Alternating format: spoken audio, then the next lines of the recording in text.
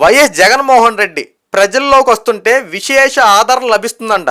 ఇక చంద్రబాబు గారి పరిపాలన గురించి మాట్లాడితే చంద్రబాబు గారి పరిపాలన వ్యతిరేకత వచ్చేసింది, చంద్రబాబు గారి పరిపాలన ఏమీ బాగోలేదు, అందుకే జగన్ ప్రజల్లోకి వస్తుంటే విశేష ఆదరణ లభిస్తుందంటూ ఈ వైఎస్ఆర్సీపీ పార్టీకి సంబంధించినటువంటి ఈ సోషల్ మీడియాల్లో, ఇక సాక్షి పేపర్లో, కొన్ని అనుకూల మీడియా సంస్థల్లో జగన్ గురించి విస్తృత స్థాయిలో జాకీలు పెట్టి లేపేస్తూ ఉన్నారు. ఇక విషయానికి వస్తే అసలు జగన్మోహన్ రెడ్డి ప్రజల్లోకి వెళ్ళేటప్పుడు ప్రజల యొక్క స్పందన ఎలా ఉందో కొన్ని మాటలు మీకు చెప్తా. జగన్మోహన్ రెడ్డి మొన్న ప్రెస్ మీట్లో ఏదైతే లండన్ నుంచి వచ్చాడో, లండన్ వచ్చిన దగ్గర నుండి ఒక ప్రెస్ మీట్లో మాట్లాడుతూ ఇక నుంచి 2.0 చూపిస్తా, 30 ఏళ్ళ అధికారం మనదే, రాబోయే రోజుల్లో కాబోయే ముఖ్యమంత్రి నేనే, ఎవరిని విడిచిపెట్టనంటూ స్టార్టింగ్ మాట్లాడాడు. రెండోది వచ్చి వల్లభనేని వంశీ అరెస్ట్ అయినప్పుడు అందరు లెక్కలు తెలుస్తా, పోలీస్ వ్యవస్థని బట్టలు ఓడదీపిస్తా, ఎవరిని విడిచిపెట్టను అంటూ మొన్న మాట్లాడాడు. ఇక నిన్న గుంటూరు మిర్చి యార్డ్కి వెళ్ళి అక్కడ మిర్చి యార్డ్ దగ్గర మాట్లాడుతున్న మాటలేనంటే, ఏం చంద్రబాబు నాయుడు గారు రైతులను మోసం చేస్తారా, మీ తోలు తీసేస్తా, ఎవరిని విడిచిపెట్టనని చెప్పి మళ్ళీ అక్కడ మాట్లాడడం. ఇక శ్రీకాకుళం వెళ్ళి అక్కడికి వెళ్ళి అక్కడ కూడా ప్రచారంలో పాల్గొంటూ అక్కడ కూడా ఎలా చేస్తే ఇలాగే బెదిరింపుగా మాట్లాడడం. అయ్యా జగన్మోహన్ రెడ్డి గారు, ఆంధ్ర రాష్ట్ర ప్రజలు మీకు కేవలం 11 సీట్లు ఇచ్చారంటే ఒక్కసారి ఆలోచించండి. గత 5 సంవత్సరాలు మీరు ముఖ్యమంత్రి ఉన్న టైంలో మీకు 150 ఆ సీట్లు ఇచ్చినటువంటి ప్రజలు ఈ రోజున కేవలం 11 సీట్లు ఎందుకు ఇచ్చారండి? కేవలం 11 ఎందుకు ఇచ్చారు? ఎందుకంటే గత 5 సంవత్సరంలో రాజన్న పరిపాలన ఏదో తీసుకొస్తాడు, తండ్రి తగ్గ తనయుడు అనిపించుకుంటాడు, ఒక్క ఛాన్స్ అన్నాడు, ఒక్క ఛాన్స్ కనుక ఇస్తే రాష్ట్రాన్ని ఎక్కడికో తీసుకెళ్ళిపోతాడని చెప్పి ప్రజలు ఆలోచించి మీకు ఓటేస్తే ఎక్కడికి తీసుకెళ్ళారు తెలుసా? 20 సంవత్సరాలు వెనక తీసుకెళ్లారు. రాష్ట్రాన్ని అప్పులు ఊబులు కూర్చేశారు. కేంద్రం దగ్గర నుంచి తెచ్చుకునే నిధుల దగ్గర నుంచి, ప్రజల దగ్గర నుంచి ట్యాక్సులు వసూలు చేసేదాకా ఈ డబ్బంతా ఏమైందో ఏం అర్థం కావట్లేదు. ఇంకేనంటే పథకాలు ఇచ్చేసాం, పథకాలు ఏర్లైపారని ఎవరిని కదిపినా పథకాలు ఇచ్చేసాడు జగన్మోహన్ రెడ్డి చెప్పడం. ఇంతకే పథకాలు ఏమి ఇచ్చావే జగన్మోహన్ రెడ్డి? నువ్వు పథకాలు ఇచ్చానని చెప్పి మాట్లాడుతున్నావు కదా. ఒక చేత్తో ఇచ్చి ఒక చేత్తో లాక్కునేవాడివి, ప్రతి దాంట్లో కోతల విధి ఇచ్చేవాడివి, అమ్మఒడి 15,000 అనేవాడివి, తీరా చూస్తే 2,000 రూపాయలు కట్ చేసేవాడు. ఏంటని అడిగితే మెయింటెనెన్స్ ఛార్జెస్, మన స్కూల్ని మనం శుభ్రం చేసుకోకపోతే ఇంకెవరు శుభ్రం చేస్తారని చెప్పి ఒక కొటేషన్ పెట్టేవాడు. ఇక్కడ అయిపోయేది. సేమ్ ఇక్కడ కూడా అంతే. ఫెన్షన్ల విషయంలో నువ్వు అధికారంలో రాకముందు 3,000 రూపాయల ఫెన్షన్, అవ్వా తాత సంతోషమైనా 3,000 రూపాయలు నేను చేస్తానని చెప్పి మాట్లాడిన నువ్వు అధికారంలోకి వచ్చిన తర్వాత 250 రూపాయలు పెంచి ఏదో మొత్తం 5 సంవత్సరాలు పెంచుకుంటే వెళ్ళిపోయినట్టు మొత్తం ఇచ్చింది నువ్వు. చివరాఖరికి 5వ సంవత్సరంకి వచ్చేట్టు 3,000 రూపాయలు ఇచ్చావు. మరి ఏంటయ్యా జగన్మోహన్ రెడ్డి, కోతలు విధించుకుంటున్న తర్వాత నీ తర్వాతే కదా. ఇంకొకటి ఆటో వాళ్ళకి 10,000 అనేవాడివి, ఈ చేత్తో ఇచ్చి ఈ చేత్తో లాగేసుకునేవాడివి. ఆటో వాళ్ళు 10,000 వేయడం, ఒక వారం రోజులు అయిన తర్వాత బ్రేక్ ఇన్స్పెక్టర్ రావడం, కేసులు మాత్రం తట్టిడు వాళ్ళ నెత్తి మీద పెట్టడం, మళ్ళీ ఆ కేసుల రికవరీలో ఆ డబ్బు అంతా లాక్కోవడం. ఇదే కదా గత 5 సంవత్సరాలు జరిగినాయి. నువ్వు పథకాలు ఇచ్చేసానని చెప్పి ప్రజల్ని ప్రలోభ పెట్టి మబ్బి పెట్టి అధికారంలోకి రావాలని చూసావు. కానీ ప్రజలు తెలుసుకుంటారు కదా, ప్రజల్ని ఎవరు ఆదుకుంటారో, ప్రజల్ని ఎవరు ముంచుతున్నారో ప్రజలకు తెలుసు కదా. ఆ ప్రజలు ఆ ప్రజా ఓటుతోనే చంద్రబాబు నాయుడు గారు ముఖ్యమంత్రి చేసుకున్నారు. నిన్ను పక్కన పెట్టి ప్రతిపక్షం లేకుండా కూడా చేశారు. ఈ రోజున నీ పరిపాలనకి విశేష ఆదరణ లభిస్తూ ఉందా? ఎందుకంటే జగన్మోహన్ రెడ్డి గారు గుంటూరు మిర్చి యార్డ్ దగ్గర నిన్న చేసినటువంటి వీరంగం ఏంటి? మీరు మిర్చి రైతుల కోసం ధర్నా అని చెప్పి ధర్నా చేయడం మానేసి అక్కడ ధర్నా అనే పేరుతో విధ్వంసం సృష్టించారు కదా. రైతులకు మీరు అండగా ఉండడానికి వెళ్ళారో, రైతుల్ని మీరు ఇబ్బంది పెట్టడానికి వెళ్ళారో చూసిన ప్రజలు చెప్తూ ఉంటారు. అక్కడ ఉన్నటువంటి మిర్చి రైతులను ఒకసారి అడగండి. నెక్స్ట్ ఈ రోజున పబ్లిక్ టాక్స్ కనుక ఒకసారి ఓపెన్ చేసి చూస్తే ఆ రైతులు కన్నీటి కాదు ఒకసారి చూడండి.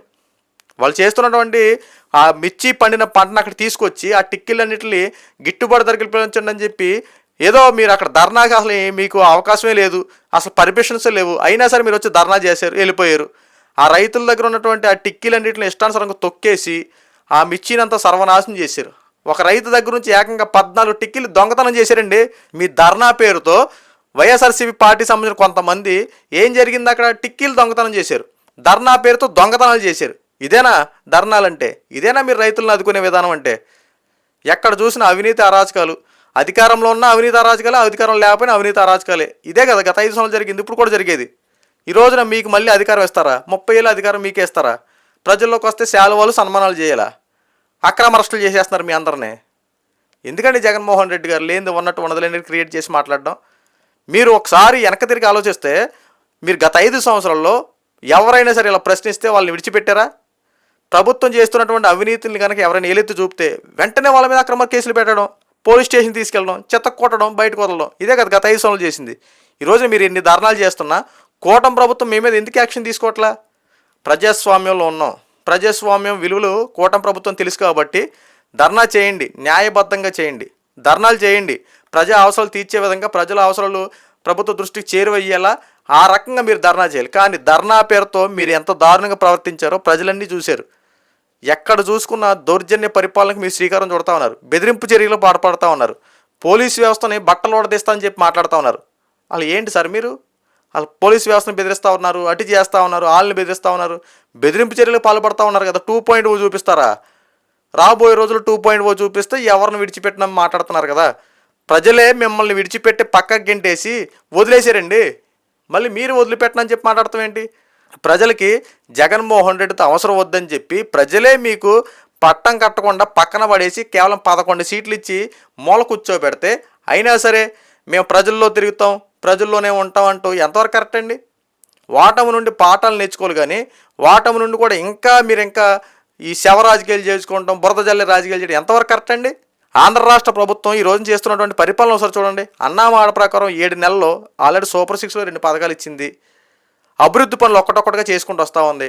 సంపదను సృష్టించే క్రమంగా చంద్రబాబు నాయుడు పరిశ్రమలు ఏర్పాటు చేయడానికి రంగం సిద్ధం చేస్తూ ఉన్నారు. అమరావతి రాజధాని పనులు శరవేగంగా పూర్తి చేయడానికి రంగం సిద్ధం చేశారు.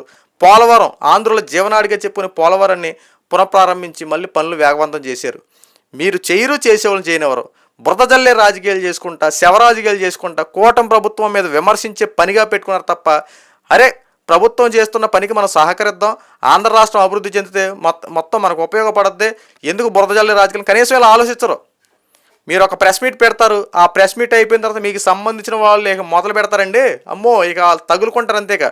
ఈ సోషల్ మీడియా అనలిస్టులు ఒకరు, తర్వాత ఈ మీ సాక్షి పేపర్ ఉంది కదా, సాక్షి పేపరు, సాక్షి టీవీ, మీకు అనుకూల మీడియా సంస్థలు ఇక మొదలు పెడతారు. ఇక భజన కార్యక్రమాలు మొదలైపోతాయి. ఇదిగో జగన్మోహన్ రెడ్డి దేవుడు, జగన్మోహన్ రెడ్డి ప్రజల్లోకి వస్తే అబ్బా మొత్తం నీరాంజనాలు పలుకుతూ ఉన్నారు, హారతలు తీసేస్తూ ఉన్నారు, ఎక్కడికక్కడే జగన్ రాక కోసం ఎదురు చూస్తున్నారు. జగన్ లేకపోతే ఆ రాష్ట్రం అల్లాడిపోతూ ఉంది, జగన్ లేకపోతే రాష్ట్రం అన్నం తింటలేదని చెప్పి అబ్బో ఏ రకంగా చెప్తారంటే వేరే లెవెల్లో చెప్తారు. అయ్యా జగన్మోహన్ రెడ్డి గారు, ఈ ప్రజలే మీరు వద్దని చెప్పి పక్కన పెట్టారు, అది గుర్తుపెట్టుకోండి. ప్రజాస్వామ్యాన్ని, ప్రజా ఓటుని మనం గౌరవించాలి. వద్దని చెప్పి మిమ్మల్ని పక్కన పెట్టిన ఈ ప్రజలు మీకు మళ్ళీ అధికారం ఇస్తారని చెప్పి అనుకోవడం కల, అదొక భ్రమ. దయచేసి ఆంధ్ర రాష్ట్ర ప్రజలు మీరు పక్కన పెట్టారు కాబట్టి మీరు అలా పక్కనే ఉండండి తప్ప రాష్ట్రంలోకి వస్తా, ప్రజల్లో తిరుగుతా, ప్రజా సమస్యలు తీరుస్తారని చెప్పి దయచేసి మీరు పగట కలకనవద్దు. ఎందుకంటే కనీసం మీకు ప్రతిపక్షం కూడా లేదు, ప్రశ్నించే హక్కు ఉంది.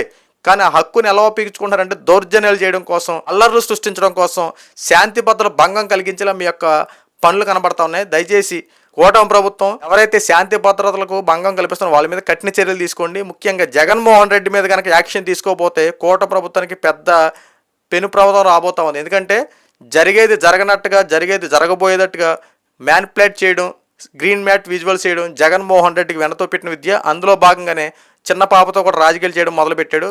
ఖచ్చితంగా కూటమి ప్రభుత్వం ఈ విషయాల మీద చాలా సివియర్ యాక్షన్ తీసుకోండి. జగన్మోహన్ రెడ్డి మీద కాస్త నిఘా పెంచితే మంచిది.